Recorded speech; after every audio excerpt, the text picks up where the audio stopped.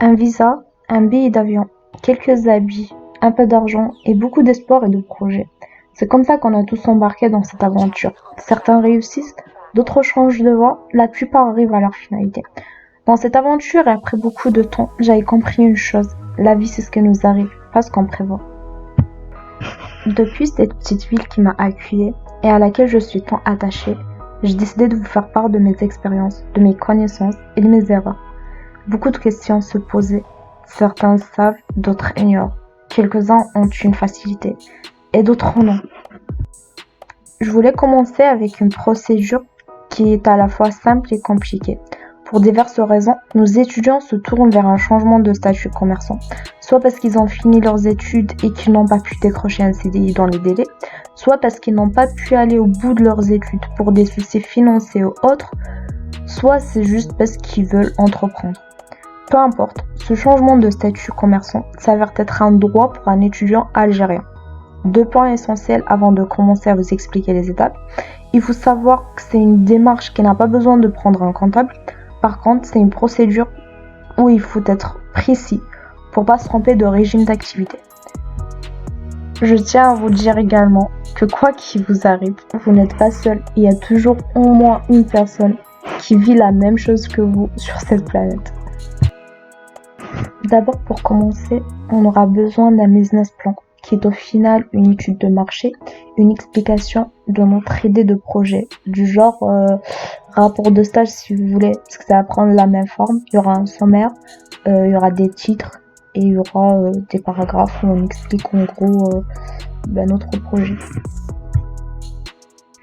Ensuite, on aura besoin d'un plan financier qui sera bien évidemment prévisionnel. En gros, on va donner des chiffres d'affaires qu'on envisage de faire sur les 3 ans à venir. Il faut qu'ils soient évolutifs, c'est-à-dire que la première année, on va dire qu'on va faire 28 000 euros. En deuxième année, on va faire 30 000 ou 32 000. En troisième année, on va faire 36 000 par exemple. Ensuite, la domiciliation de l'entreprise. L'adresse de notre micro-entreprise. Ça peut être au domicile personnel, comme ça peut être une location d'une boîte postale, ou payer un certain montant chaque mois, ou même ça peut être un hébergement, mais il faut respecter certaines conditions. On arrive à la pièce principale de votre micro-entreprise. C'est elle qui va donner vie à votre activité du coup.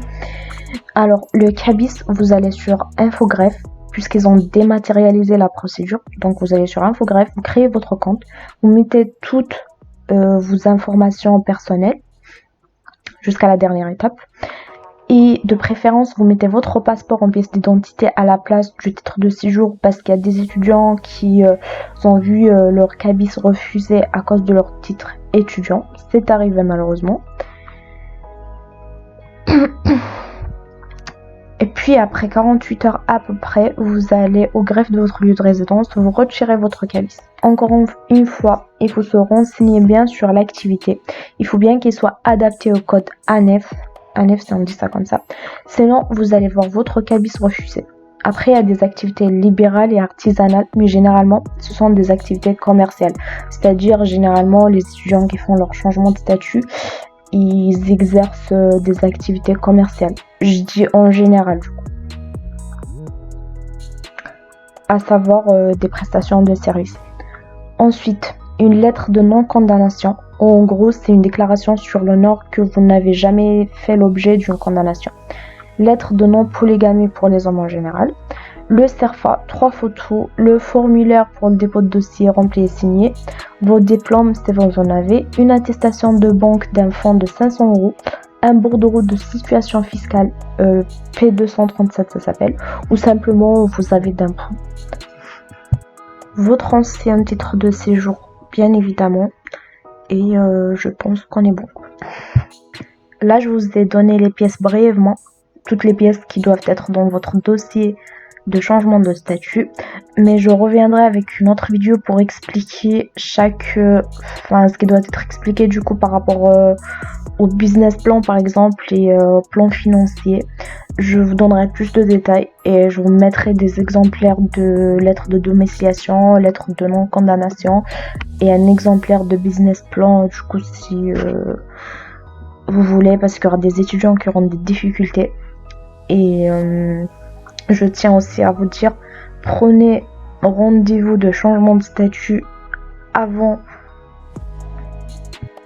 Alors je disais, si vous avez un doute, prenez un rendez-vous de changement de statut, même si vous n'allez pas déposer, au cas où vous avez un doute que vous n'aurez pas une inscription, au cas où vous n'avez pas passé vos examens et vous avez un doute de ne pas pouvoir renouveler en tant qu'étudiant, ou peu importe, si un jour vous décidez de lancer un projet et que vous allez arrêter vos études mais que vous n'êtes pas sûr, prenez toujours un rendez-vous, ça peut être utile. Même si vous ne l'utilisez pas, c'est pas grave, mais au moins comme ça vous serez sûr que vous avez une deuxième, si on peut appeler ça chance, mais un plan B du coup. Je vous souhaite tous bon courage pour vos études, pour vos projets, et on se retrouve dans une autre vidéo.